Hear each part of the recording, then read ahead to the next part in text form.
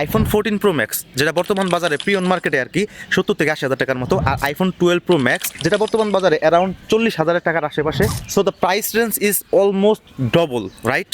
তো প্রশ্ন হচ্ছে এই ডবল প্রাইসে আইফোন 14 প্রো ম্যাক্স কি আইফোন 12 প্রো ম্যাক্সের চেয়ে দ্বিগুণ পারফরমেন্স করবে, নাকি হাফ প্রাইসে আইফোন 12 প্রো ম্যাক্স 14 প্রো ম্যাক্সের কাছাকাছি বা প্রায় সেম পারফরমেন্স দিবে? তার মানে বেস্ট ভ্যালু ফর মানি কোনটা? 12 প্রো ম্যাক্স যদি আইফোন 14 প্রো ম্যাক্সের কাছাকাছি বা 80% প্লাস বা 90% পারফর্ম করে, তাহলে মনে করবো 12 প্রো ম্যাক্স হাফ প্রাইসে এটা একটা best deal.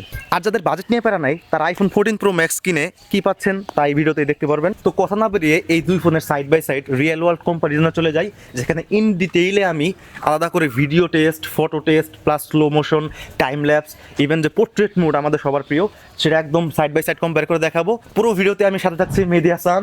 Let's begin. IPhone 14 pro ম্যাক্সের মেন ক্যামেরা সেন্সর কিন্তু আইফোন 12 প্রো ম্যাক্সের চেয়ে বড়। দুই ফোনেরই ultra wide camera, same 13mm wide and 12mm।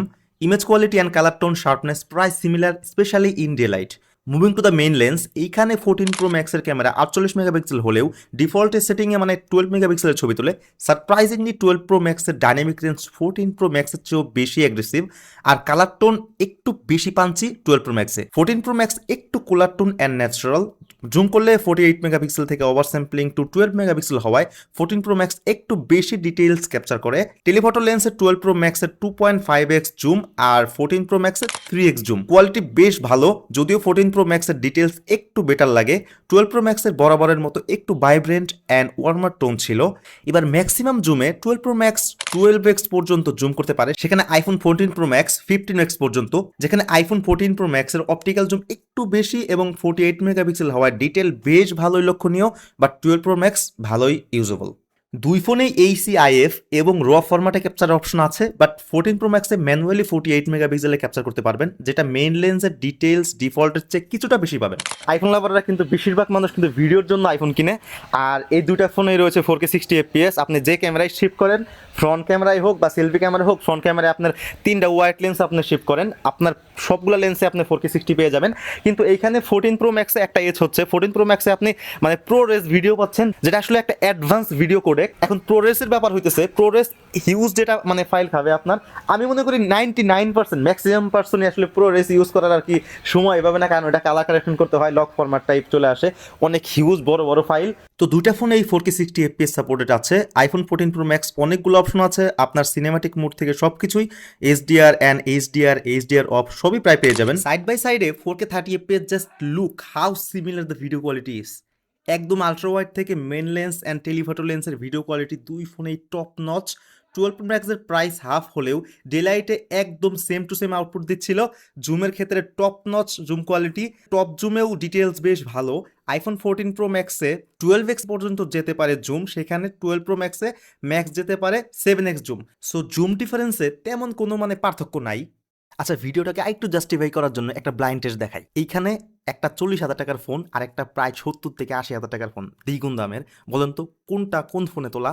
Confused? আচ্ছা, ক্লিয়ার করি। বাম পাশেরটা আইফোন 12 প্রো ম্যাক্সে তোলা আর ডান পাশেরটা iPhone 14 pro max. Surprisingly iPhone 14 pro max মানে ডাইনামিক রেঞ্জ হ্যান্ডেল করছে just a bit better than even 14 pro max. মানে ব্যাপারটা মাথায় ঢুকলো না।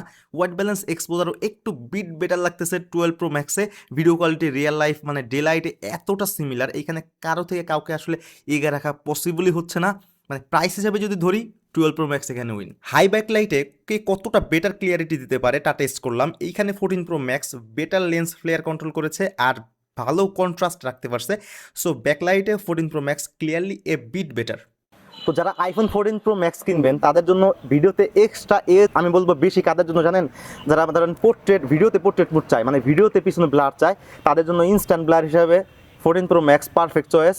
আর যদি আপনার বাজেট না থাকে তাহলে আপনার 13 প্রো ম্যাক্সে যেতে পারেন, হালকা কিছু বাজেট বাড়াবেন 3 থেকে 4 হাজার টাকা, তাহলে আপনার 13 প্রো পাবেন। যাদের পোর্ট্রেট মুড খুবই দরকার তাদের জন্য আমি আইফোন প্রো ম্যাক্স সাজেস্ট করব।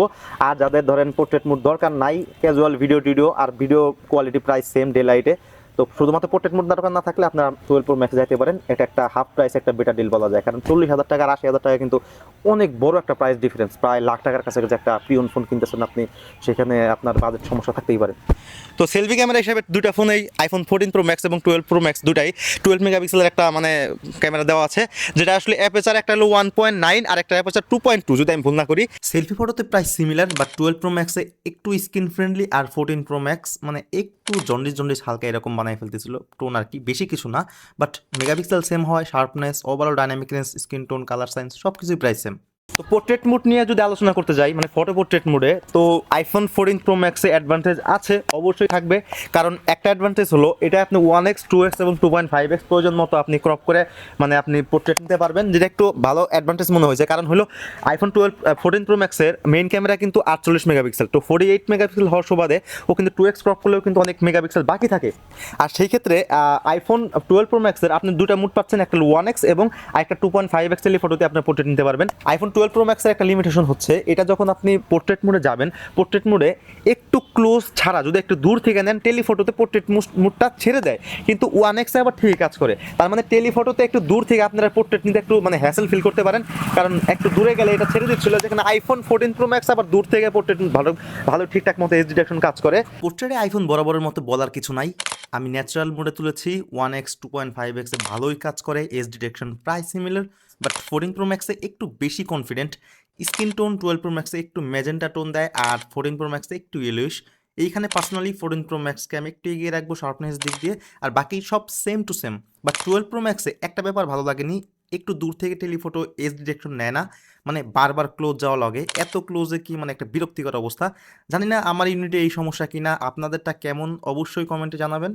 এবার সেলফি ভিডিওতে আসি, ফার্স্টে দুই ফোনেরই মাইক্রোফোন কোয়ালিটি টেস্ট করব, দেন ফার্দার কম্পারিজনে যাব। তো এখন দুটাকে আমি সেলফি ক্যামেরা দিয়ে ভিডিও নিচ্ছি 4K 30 fps, আর 4K 30 fps আর কি আপনারা জানেন মানে ভিডিওর কোয়ালিটি সবচেয়ে বেস্ট থাকে। আর 60 fps আপনি ইউজ করতে পারেন, কিন্তু নাইটে তেমন আর কি ভালো ফুটেজ এতটা দেবে না। আর আইফোনের 4K 60 fps অন্যান্য ফোনের চেয়ে অবশ্যই ভালো।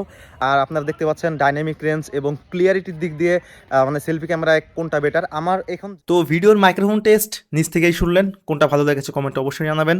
আর video quality exactly similar like photos, screen tone, dynamic range, colour shift, white balance shift, মানে সব কিছু এখানে মানে তেমন কোনো পার্থক্য আমি পাই নাই। স্লো মোশনের ক্ষেত্রে দুটো ফোনেই মানে 1080p ম্যাক্সিমাম 240 fps আপনারা নিতে পারবেন। স্লো মোশন টেস্ট আমি আপনাদের বাকি রাখবো না, দেখাচ্ছি। দু ফোনেই সেম টু সেম পারফরমেন্স পাবেন, ফ্রেম রেট, ভিডিও কোডেক, আপনারা মানে তিনটা লেন্সেই 120 fps 240 fps পেয়ে যাবেন।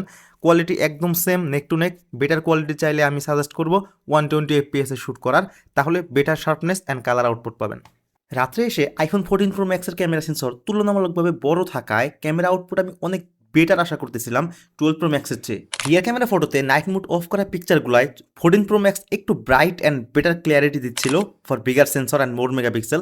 অন্যদিকে নাইট মোড অন থাকলে both damn similar, but dynamic range normal মোডে 12 প্রো ম্যাক্স বেশি দিচ্ছিল সারপ্রাইজিংলি। সেলফি ক্যামেরাতে same to same, night mode off বা on, clarity, tone, noise reduction সব সিমিলার পেয়েছি। রিয়ার ক্যামেরাতে 4K 30 fps ভিডিওতে বোথ মানে ফোন আবারও অবাক করার মতো similar, maybe 14 pro max just a bit sharper because of more megapixel over sampling. Noise, colour, tone বাকি সব 12 প্রো ম্যাক্স কীভাবে যেন মানে ডবল প্রাইসের মানে 14 প্রো ম্যাক্সের সাথে কম্পিট করতেছিল, মাথায় আসতেছে না। ভিডিও ভালো লাগলে লাইক দিবেন, চ্যানেলটি সাবস্ক্রাইব করে রাখবেন। তো এখন $1 মিলিয়ন কোশ্চেন হচ্ছে, তাহলে হাফ প্রাইসে 12 প্রো ম্যাক্স নেওয়া বেটার নাকি ডবল প্রাইসে গিয়ে 14 প্রো ম্যাক্স কিনবেন? ওয়েল, কম্প্যারিজন দেখে আশা করি এতক্ষণে বুঝে গিয়েছেন। তারপরেও একটা পার্সোনাল ওপিনিয়নে রিক্যাপ দিই। ডবল প্রাইসে আপনি পাচ্ছেন ভিডিওতে মানে পোর্ট্রেট ব্লার, এটা অনেকের ফেভারিট মুড, যারা নিবে এমনিও নিবে অমনিও নিবে। আর পোর্ট্রেট একটু বেশি ফ্লেক্সিবল, এজ ডিটেকশন একটু দূর থেকে কাছ থেকে সব দিকেই নেয়। মেন রিজন অ্যান্ড ডিফারেন্স এই দুইটাই। বাট যাদের ভিডিওতে সিনেমাটিক ব্লার বা পোর্ট্রেট মুড এতটা দরকার নাই, ক্যাজুয়াল ভালো কোয়ালিটির ভিডিও, মানে ওভারঅল আইফোন এক্সপিরিয়েন্স অ্যান্ড ভালো camera, zoom and colour output and image quality, just go for iPhone 12 pro max. আপনার অনেক টাকা বেঁচে যাবে। বাট আইফোন 14 প্রো ম্যাক্স মানে ডবল প্রাইসে কিনলে এক্সট্রা কিছু পাবেন, যেমন ব্যাটারি ব্যাকআপ বেশি পাবেন, প্লাস ডিসপ্লে মানে ব্রাইটনেস একটু বেশি, সাথে 120 হার্টজ পাচ্ছেন, আর মোর প্রসেসিং পাওয়ার পাচ্ছেন। সো ডবল প্রাইসে গিয়ে কিনাটা লজিক্যাল রিজনও আছে। সো আশা করি অ্যান্সারটা পেয়ে গিয়েছেন। টাকা থাকলে চলে যান 14 প্রো ম্যাক্সের দিকে, আর না থাকলে trust me 80% plus same camera output পাবেন হাফ প্রাইসে 12 প্রো ম্যাক্সের পাশ থেকে। চ্যানেলটা সাবস্ক্রাইব করে রাখবেন। নেক্সটে কোন ধরনের ভিডিও চান অবশ্যই কমেন্টে জানাবেন। পরের ভিডিওতে দেখা হচ্ছে। আমি মেহেদী হাসান, টেক কেয়ার।